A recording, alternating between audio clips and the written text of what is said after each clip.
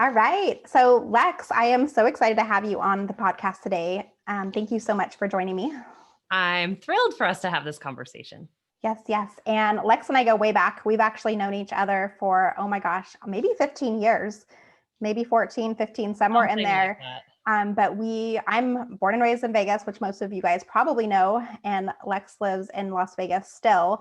And we were both part of the International Coach Federation Nevada chapter, I guess is what it was called back then. It feels like ages ago since we were in that group together, but we got to know each other really well and we got to hang out a lot and really support each other and encourage. So I'm just so glad to have you on today.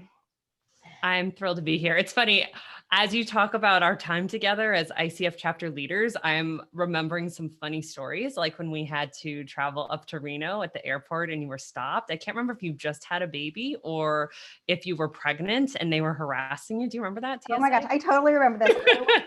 Totally forgot about that. I was nursing Alana and she's 9.5 now. And I got stopped because I was nursing. So I had to bring my pump and like all that fun stuff. And I was bringing back, or I was bringing back, it was when we were coming back, I was bringing back breast milk, obviously, that I had been pumping.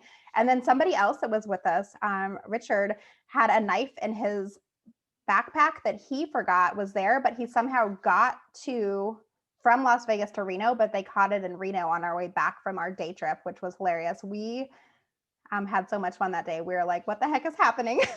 But I learned you never want to mess with TSA in Reno because they'll find everything, including breast milk. Yes, that was hilarious. I totally forgot about that. Thank you for bringing that back up. That's a fun memory.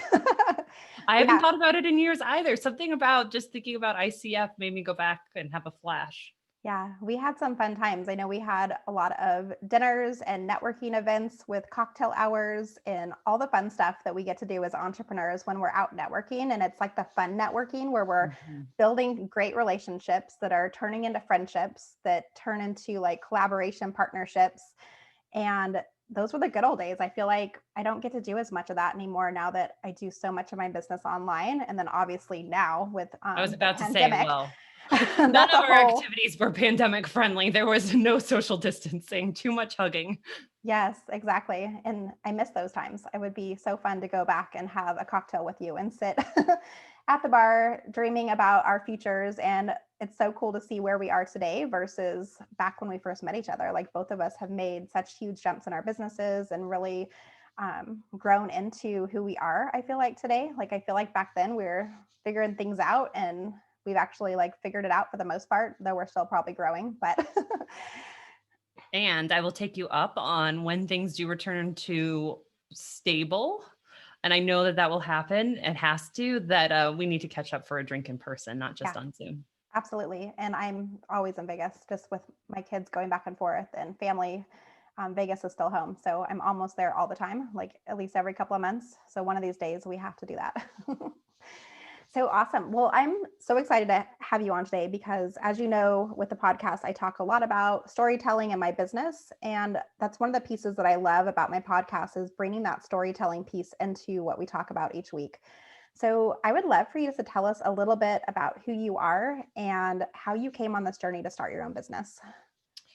My entrepreneur journey has been one that is marked by lots of shifts, particularly in the first few years of my business. So when I first hung out my shingle in 2007, so long ago, I had no idea who I wanted to be as a coach. And I was, and maybe some of you who are listening can relate to this, always flip-flopping who my ideal avatar was, whether I was coaching people individually or in groups, whether I was a speaker who sometimes had some coaching clients, or whether I was a coach who wanted to speak. And so all of that finally kind of came to a head maybe 2 or 3 years into my business when I had an opportunity, because I was doing a lot of speaking, to recognize as the closing keynote speaker at an event that all of the struggles I'd had throughout my life in terms of feeling like I was in an on again, off again relationship with my voice, I was not a special snowflake. I didn't have, well, I had some definitely difficult events that had vocal implications, but I was not the only person, and specifically not the only woman who was having those struggles. And so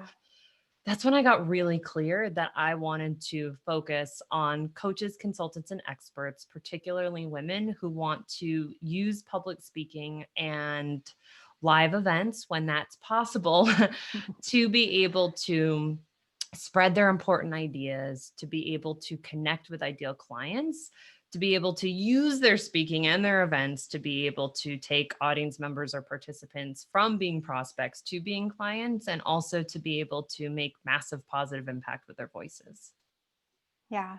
And I love the work that you do because I think it's one of those things that so many of us want to have a voice. So we want to figure out what we want to say and how we can say it in a way that can make change and impact the world in a positive way, and not like bring it to that victim status, maybe where it's like, woe is me, like this is my story and this is why everything's crazy and like my world is this way. Like I love the way that you infuse it into helping people really own who they are and stand up for what they believe in without having to be small. They can actually step into who they were meant to be and not let those things impact them in a negative way, which I know so many people can play victim to those different mentalities.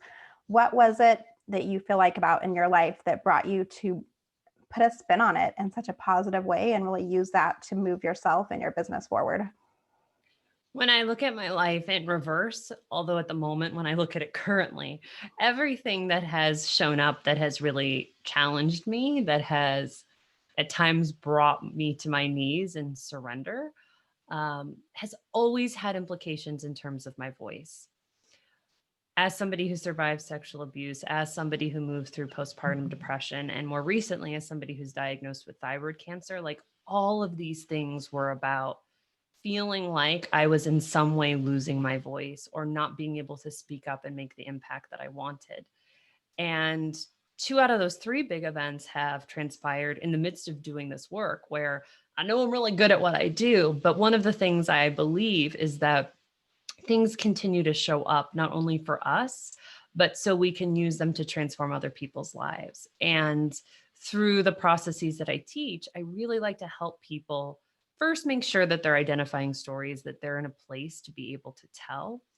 So if you talked to me a decade ago, when I was in the throes of something, I had no capacity to speak up about it. And it would have been irresponsible for me to have spoken up about it, because I would have been unconsciously hustling for catharsis by telling other people and have an audience, rather than I'm speaking because I think that there's things that can create insights and discovery for other people. More recently, I've found that while I have lots to say about many different things, talking about going through cancer and the thoughts that that's produced, and like why at a season of life where everybody who knows me professionally or personally knows I don't hold back about anything, might this be showing up? Like, I feel like I have the capacity to talk about that in a way where I can be honest when I'm going through tough times, but I'm sharing the story in such a way and I'm asking questions in such a way that people don't have to have had thyroid cancer to be able to engage. Rather, it's the story. And this is what I would want for anyone who's listening. We're narrating the key details of our story in such a way that we can pull out of the story and ask questions of our audience, whether that's in a podcast interview, a more traditional presentation, or even in a sales conversation. Ask questions that give people who are listening those aha moments and that opportunity to feel like, wow, that story was actually delivered for me, for my highest learning and for my growth. I'm able to answer the questions that you as a speaker are asking me. And that's going to start a chain reaction of positive results for me. Yeah. When you were saying that, it made me think of the quote by Brene Brown, to share from the scar, not the wound. Mm. I use that with my clients too, like when we're telling their stories, but it's important sometimes to know like how much of a story you can tell without, getting emotional or, so I love the way that you mentioned, like, even though you're going through some stuff right now, like you're still choosing to talk about it, but it's more from a place where you're sharing the journey with them and you're allowing like the curiosity to be piqued, like for where it can take not only you with what's going on, but also for your clients so that they can see like the mirror example, because we're all going through stuff, especially right now. Yes. Like just with COVID in general, like I feel like there's so many people that are being impacted, whether it's financially or um, emotionally.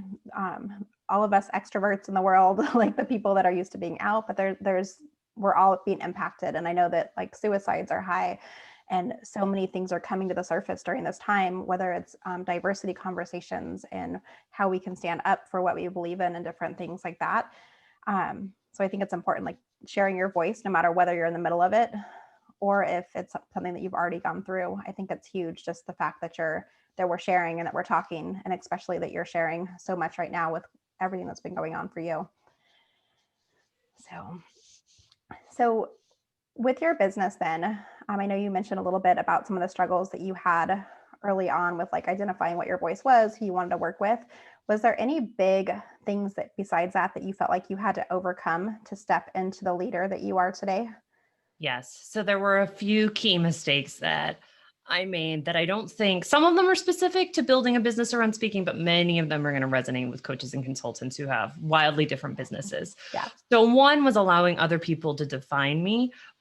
And so if an opportunity presented itself and people said, hey, could you talk to us about image consulting or diversity? My initial instinct was to say, yes, you bet, which is better than saying always, no, I'm not ready. I didn't have that, but I had the other, which was equally problematic, sure. And so the danger of that was that I was constantly feeling like I was beta testing something rather than actually coaching, training, speaking from my zone of genius. And I was spending so much time recreating content, creating new marketing materials, creating new social media images because I was reinventing like every 30 days whenever something new would fall. So that was a huge one. I had to learn. I am so clear that this is the lane I want to work in, and this is where I provide the most value. And if it's a yes, great. But if it's not totally a yes, then it's a no. Yeah. A second thing was I spent so much time ruminating. I would plan in my head, but I would spend considerably less time actually role playing for crucial conversations with prospective clients, role playing for live presentations I would give in front of an audience, or we didn't have Zoom then, but that I would do on camera or on audio. And I wasted that time because preparation is really important. I like to say that whenever you have an opportunity and there's a communication component, you have 4 options. You say, no, I'm not going to do this, which I'm not advocating for unless it's off path. Yeah. Number 2, you just wing it. That doesn't usually work very well because even if you're someone who's endowed with a lot of confidence and you're an extrovert, you might have a lot of personality, but it's unlikely you're going to move people to action and be very persuasive if you haven't thought through the persuasive case of your communication. The third option is that you sculpt everything, you write down every detail. And that could sometimes be my tendencies, to be sure. But the other part of that is you ruminate, you think it in your head rather than actually hearing your voice aloud. And the fourth option, the one that I advocate for and I train people in, is how to strategically prepare by creating the right kind of outline, beginning with the end in mind. What is that ideal outcome you want from that conversation, from that interview, from that presentation? Reverse engineering so that you come up with your main and supporting points. But more importantly, you're practicing all of that aloud and ensuring that you're talking to the conversation in the head and in the heart of the person or the audience you're seeking to move, so they feel like you're really with them and you're not talking at them. And that whole thing took me a really long time to make my default habit. And I would say probably the third biggest mistake I made was I got to do this first because that's what like a good coach should do before I do the stuff that I really want. So for example, I have to grow my email list before I have a mastermind. I had this thing in my head that until I had 10,000 email subscribers, I couldn't have a successful mastermind. And that's completely bogus. Of course, you need to have some kind of audience, but many coaches who specialize in marketing will say you really need like 500 people maybe to have a high ticket offer. And I'm even seeing clients these days though who don't have 500 people on their email list. They're using bomb videos. I love me some bomb videos where they're meeting people, they're speaking, the people are joining their Facebook groups, they're connecting on LinkedIn, and then they have a high ticket offer and they're making personalized videos, inviting them to a call, and like, bam, they're moving 5 to 10K offers left, right, and center just off of that. So for me, giving myself permission to say, if I really want to build a business with this being the primary offering, I don't have to do a bunch of other miscellaneous stuff to prove that's what I want. I want to design the offer for the audience that I want to serve now. and not once I do these other things. Because visibility opportunities, and I know you know this and you talk about this, Darlene, we don't get to a certain place and then it's like, we've earned the right to be visible. Visibility is always the thing that gets us to that place. Yeah. So if we wait until we've, quote, arrived, well, shoot, we never arrive. And the unfortunate piece of that is if we start with visibility from the very beginning of our business, we're going to arrive so much faster and impact a lot of people, including ourselves and our own feelings of self-worth along the way.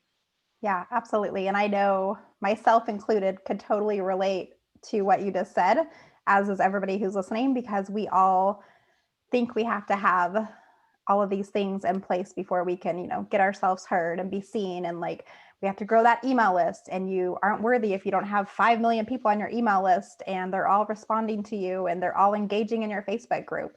And then at the end of the day, like you said, you can have a small list of people who are your perfect ideal clients because you really do the work and you're actually attracting the right people to you and not attracting everybody. And that's a mistake that I talk about often in my business. Is when I started my business, I thought I could help every single person in the whole wide world. I'm like, everybody has a business, I can help you. Like, I was working with attorneys to landscapers to a grocery store, like retail operation. And you really did have some diverse clients there. I did. It was insane. And I was like in tears. I remember like 2 years into my business going, who the heck am I here to serve? Who do I want to serve? Do I even want to keep doing this? Because I was so inconsistent in my messaging and in my marketing that I was attracting all these random types of clients, which was kind of cool. Like, it did give me an opportunity to see like who I really like thrived and enjoyed helping. But I made it so every day was so different. I had no stability in my life. I was, figuring out how to sell more energy drinks from the case with one client, and then helping one client try to figure out like, how to get more landscaping clients. And it was so diverse and different. And that's the thing that I think so many business owners struggle with, is trying to narrow in on who they actually want to help. Yeah. And then how to be visible in front of the right people so they can grow their email list. They can collaborate with the right people and get in front of the right audiences in strategic ways so they can actually grow a business that feels good to them, versus doing all the things and feeling like you're doing all of them wrong and nothing's working right. And you just want to like crawl in that hole and give up. And you don't have to. Right. That's exactly right. That with discernment and having a narrow focus, you're able to get so much more done and work so many less hours and be able to reuse the stuff that's really working in terms of your marketing, your messaging, your visibility, your presentations again and again and again, so that you spend more time focusing on actually being the leader of your business rather than the project manager of your business. Yeah. And we want to do all these things really well, and we end up doing none of them well. And then we're trying our hardest to figure out which ways to stand out. And I know one of the ways that you've been able to do an amazing job is to help other people get on stages and figure out what their voice is and what their messaging is and what that looks like. So I'm curious, at what stage of people's businesses, if they're just starting out, or even if they've been in business for a little while, at what stage does it make sense for them to actually start focusing on speaking and getting in front of people? As soon as you have some clarity about who your ideal client is, that's the perfect time, even if you haven't had a lot of those clients yet. The only time where maybe you want to stick with a Toastmasters or take an improv class is when you're like, I have this idea. Maybe I kind of sort of want to start a business, but it could be a landscaping business. Maybe I'll open my own supermarket. And I'm kidding somewhat as I use Darlene's clients as an example. But when you really have no idea who your people are, maybe then it's too soon. But once you can say to yourself, I want to work with moms who have children under the age of 5 who have lost themselves in motherhood, or I want to work with small business owners who are 2 to 5 years into their business and are now looking to increase their visibility. That's kind of what I mean. Like, you don't have to have everything dialed in, but you basically have the sense of these are who my people are. The reason that's the best time to start, and to be clear, if you're beyond that, you have a thriving business, it's never too late to start. But ideally, the reason you want to start at that moment is because there's no more effective way to connect with prospects than through speaking. And while it might sound like a really strange time in at least US history to be having this conversation, like, what, Lex, Darlene, you're saying I should go out and get live speaking engagements? Are you nuts? So yes, we're in a period of time where things have moved virtual, but Virtual is not synonymous with a webinar. And that's really important for people who self-identify as coaches, consultants, and trainers to recognize that nobody wants a webinar when they're booking you to do a transformational speech online. And that's painful for a lot of us to digest because there's been no shortage of marketing that we need webinars.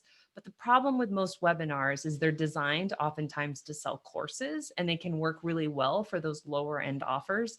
But when people are looking to hire an individual coach, or maybe they want to be a part of a small, intimate group coaching program, they're looking for connection with who you are as not only a coach, but as a human. And they want to see, are you who you profess to be? And I want to see you on video and feel that. I want to hear your stories. Ideally, I want to see you coach some people. And so in the process that I show folks in terms of how to create that signature speech that can absolutely work for in-person events, which, they're going to come back again, but can also be lifted, be tweaked just a little bit and work online. That's the thing that's going to allow you to then pitch yourself to event organizers of live or virtual events, get booked to speak, and have an audience of people who've already connected with you so that when you invite them to grab your digital goodie, set up a Q&A call with you, enroll directly in one of your programs, it's going to be so much easier than what so many of us do, which is rely on cold traffic or Facebook ads, which again, they work for certain business types, but typically for coaches and consultants who are selling themselves and their process, they're not quite as effective. Yeah, absolutely. So what are the 3 most important skills then for us to put ourselves out there for speaking opportunities and to build success and grow the business in a way that feels good to us? And I love that you said skills, because a lot of people think, well, I'm an introvert, which I actually am. I feel a lot of sensation when I think about presenting my ideas, and sometimes my voice gets shaky and I stumble. I want to be the first one to say I've given hundreds of speeches over the years, but sometimes my voice still quavers. Like now, sometimes it's the cancer, unfortunately. But even without that quote excuse, sometimes it will, but people don't care. Because fortunately, most of us are not in industries where people are looking for like gotcha moments to shame us and cancel us. Like they're conspiring for us to be successful when we're in interviews or when we're giving presentations or doing media, because we're sending messages of empowerment that people are hungry for.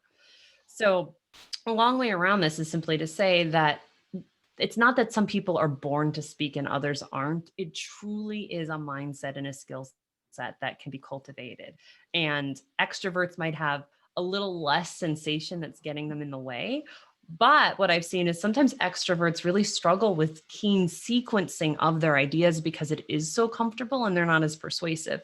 Introverts have a slightly different struggle where they need to master this first skill that we're going to talk about, which is getting comfortable with visibility, getting comfortable with what it's like to be seen, and developing a speaking style that makes the people who are in your virtual or live audience feel like you are speaking directly with them. Yeah. The second skill that's really important, which sometimes for the introverts feels a little bit easier, and this one's a little bit more challenging for the extroverts, is creating one signature speech.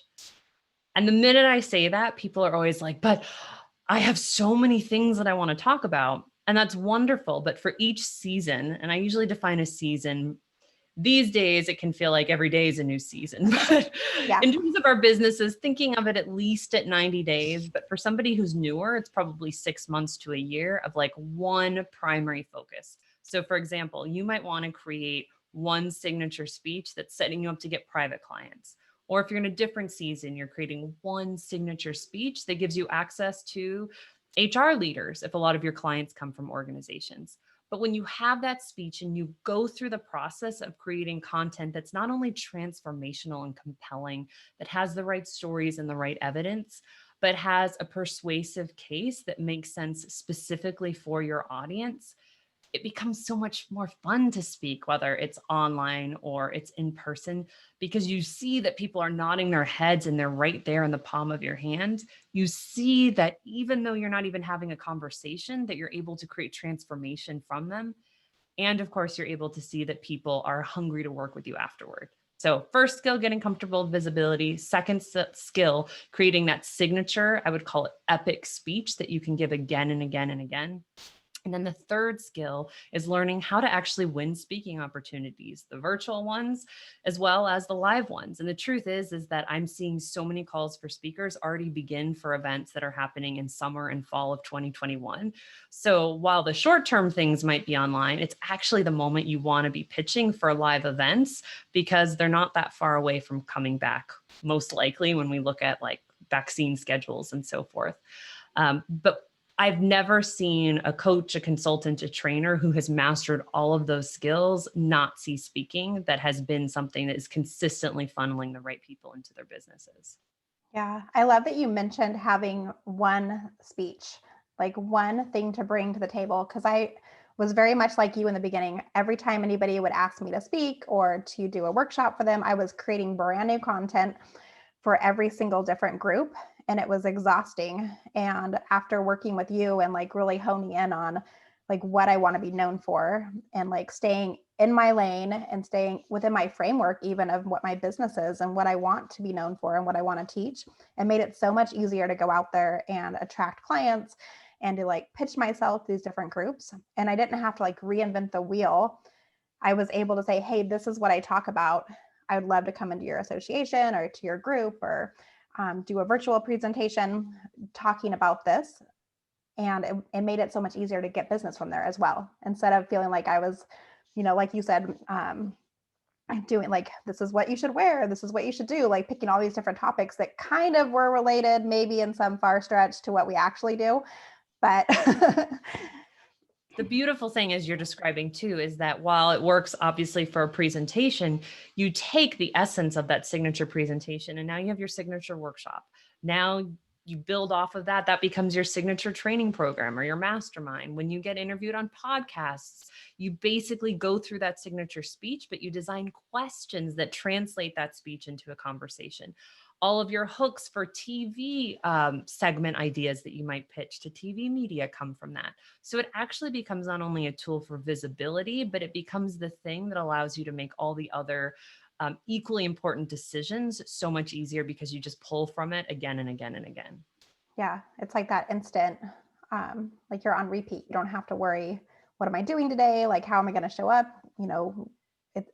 Right now during the pandemic, every day feels like Groundhog's Day, right? Which is funny. But when we can make that almost Groundhog Day in our business to where it's very seamless and we're just showing up and we know what we're talking about, we know who we are and what we need to accomplish, we don't have to guess anymore. We don't have to like still always feel like we're in that discovery mode of, who am I going to be when I grow up? Like, we're like, oh, we are grown up and we're here. And this is what I want to be known for. This is what I want to do. And I think that speaking on stages and having a framework and a system that really supports getting you up in front of people, that makes it easy for us to like make those transformations possible for the audience and not bore them to death. Because, right, we've all been at an event before where the speaker like just keeps talking. You're like, what the heck are we talking about? Like, what does this have to do with anything?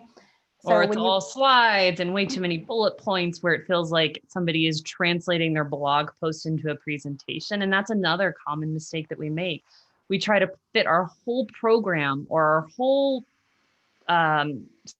system for how we do things into a talk, rather than recognizing that depending on the structure you choose, there are like some really good structures that make for transformational talks. But in all of them, the common denominator is usually you're creating 3 shifts. You're giving 3 key ideas that all have a relationship with each other and that are relatively simple. They're not complicated. They're relatively simple for people to take action on and get some quick wins. So this is not like this is just fluff that everyone knows. It's like 3 great things that set people up for success, but then need further development. And if they want that further development, that's why they'll work with you. That's why they'll join your program.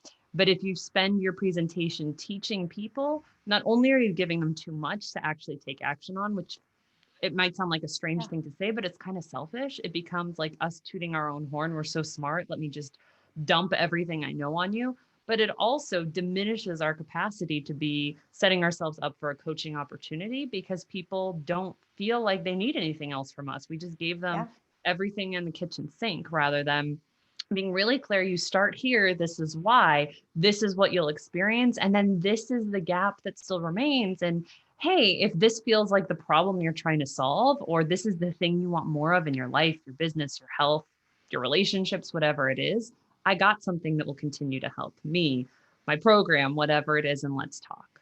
Yeah. And it's such a more beautiful, is that the way to say this? A much more beautiful way to do it than doing it where you're just selling from the stage and giving them everything Yes. and feeling. That's the other model, right? Of like, my whole thing is just a sales pitch. And this is so different. This is in that gray, underutilized space between I don't pitch at all and I'm a really great teacher or professor, or the other side of the spectrum. It's all about me and how amazing I am. And I'm showing you all these accolades. And I'm creating FOMO by parading out all of my amazing clients, but I haven't actually given you anything other than like a sugary dessert that's going to make you feel good for a few minutes, but then afterwards you're like, oh, my stomach hurts. Yeah. I'm probably going to have a cavity. Yeah. You're like, I don't feel good anymore. So awesome. So let's talk a little bit, because I know you have an amazing program coming out soon. Can you tell us a little bit about what that's going to look like and Yes. who it's for?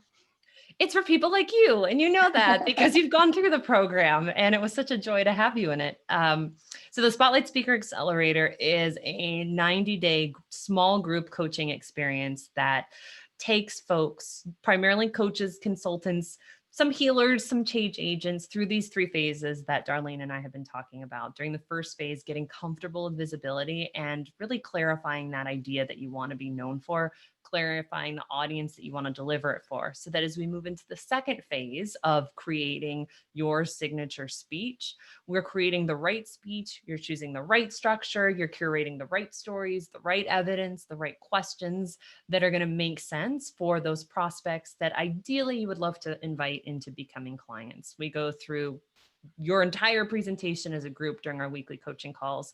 And then in the third phase of the program, you learn all about how to build mutually beneficial relationships with event organizers.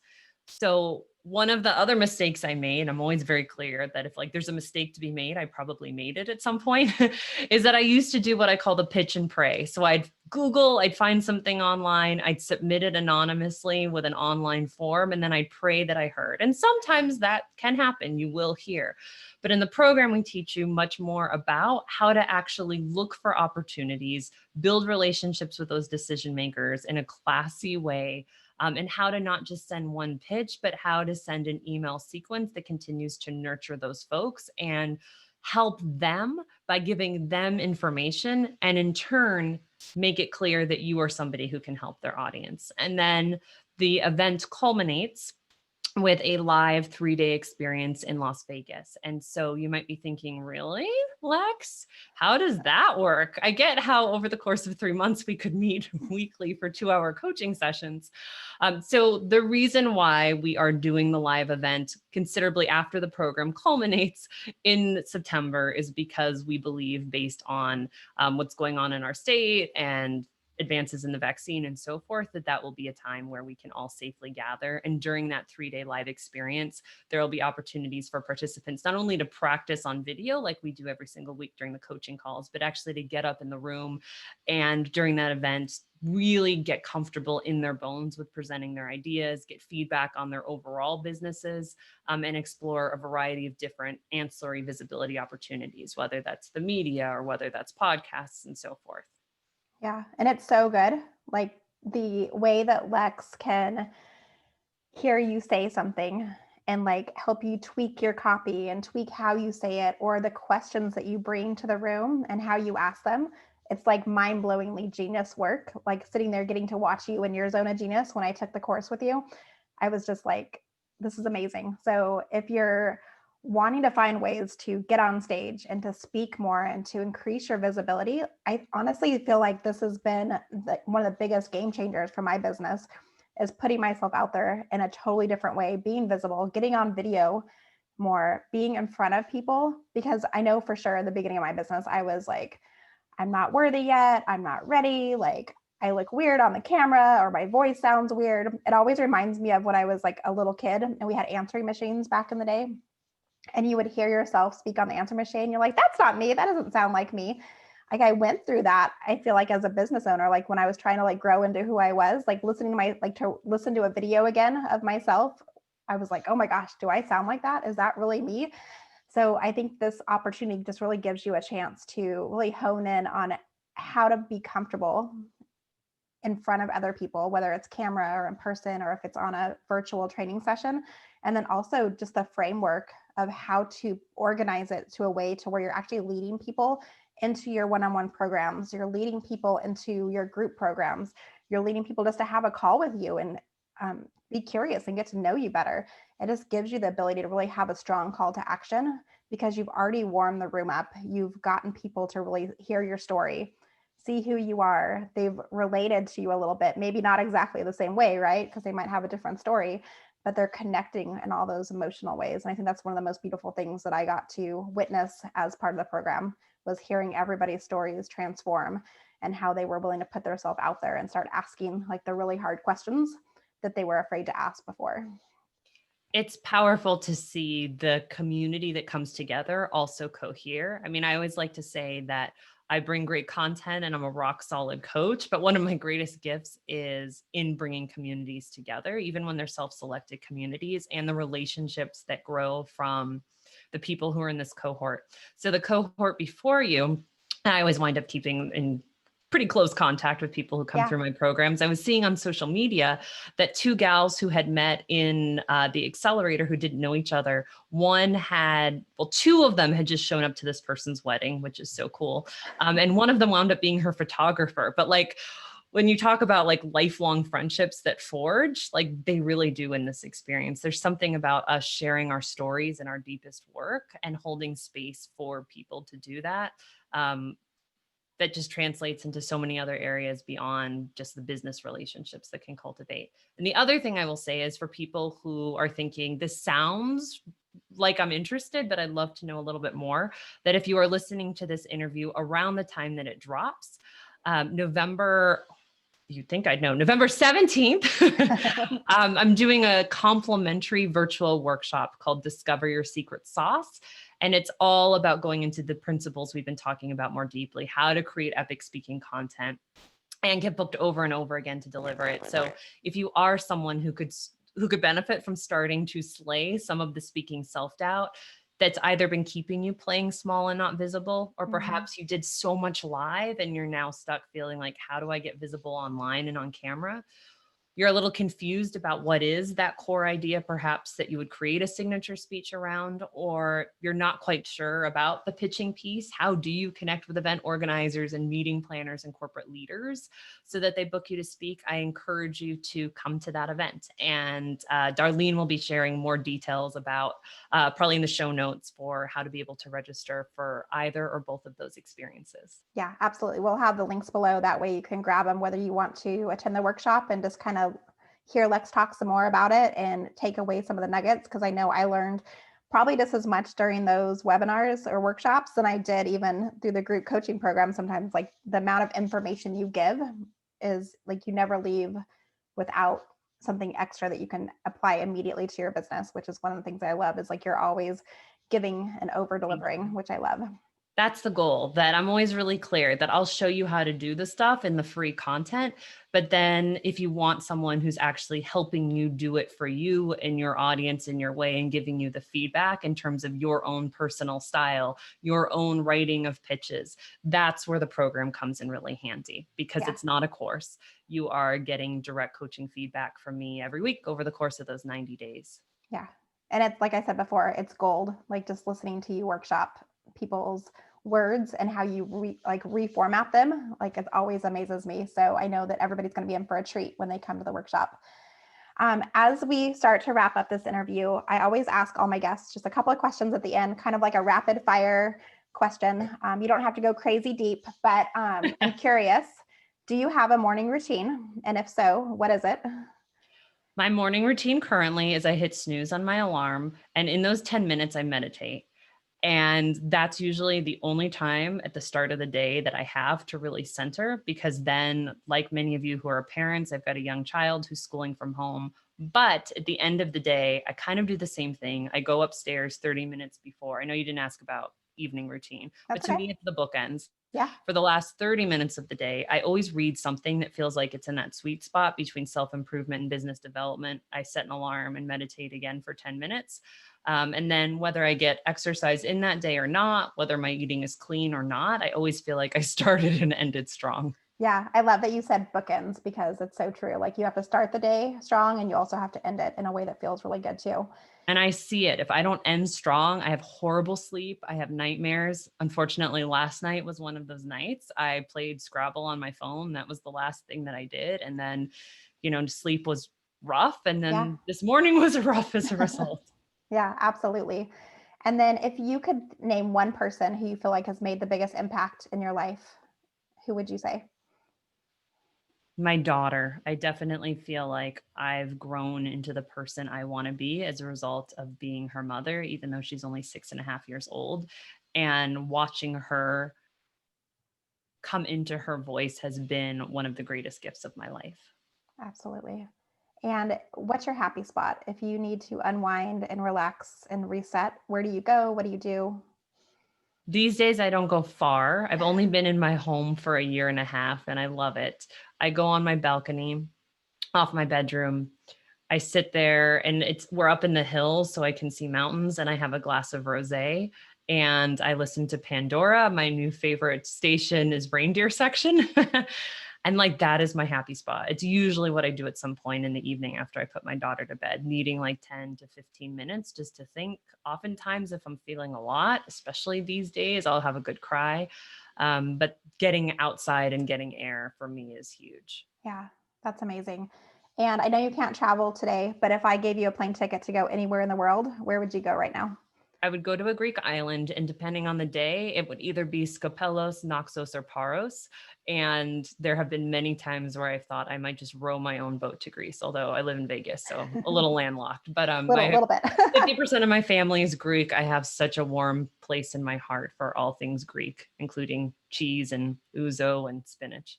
Amazing. Let's plan that trip as soon as we're allowed to. That sounds I will go fantastic. with Maybe you. a retreat that we co-lead, just Yes, saying. that would be amazing. It's out there in the universe, so you never know.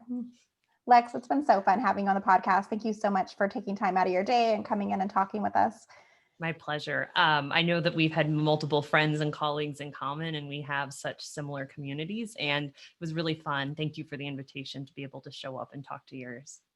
Absolutely. And that's a wrap. We will see you guys next week on the podcast. Have an amazing day.